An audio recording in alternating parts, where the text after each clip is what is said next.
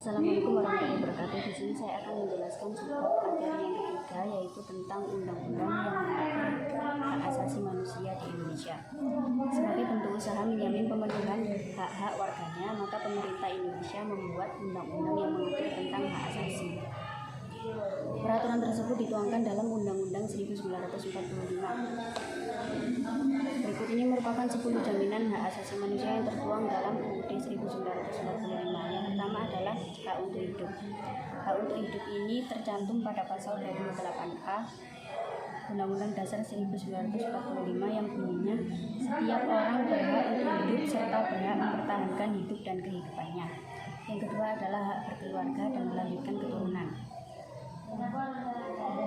Jaminan ini tertuang dalam pasal 28B ayat 1 yang bunyinya, setiap orang berhak membentuk keluarga dan melanjutkan keturunan melalui perkawinan yang sah.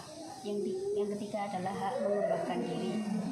Hak mengembangkan diri ini tercantum dalam pasal 28C ayat 1 dan ayat 2 yang berbunyi, setiap orang berhak mengembangkan diri melalui pemenuhan kebutuhan dasarnya, berhak mendapatkan pendidikan dan memperoleh manfaat dari ilmu, pengetahuan, dan teknologi, seni dan budaya demi meningkatkan kualitas hidupnya dan kesejahteraan umat manusia. Yang keempat adalah hak memperoleh keadilan.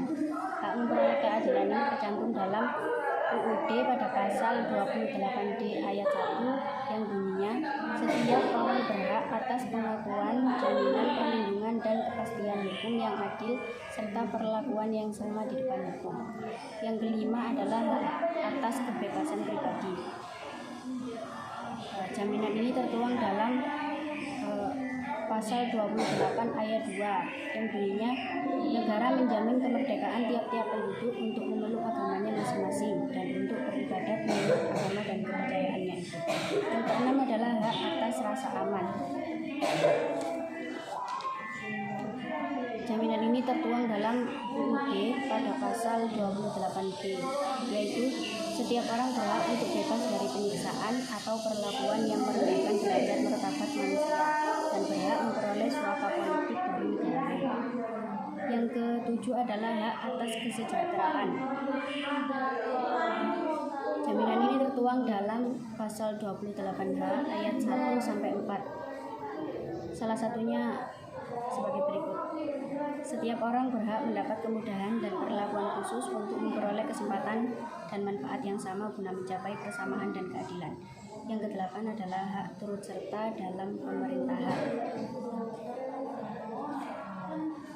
Jaminan ini tertuang dalam pasal 28D ayat 3 yang bunyinya, setiap warga negara berhak memperoleh kesempatan yang sama dalam pemerintahan.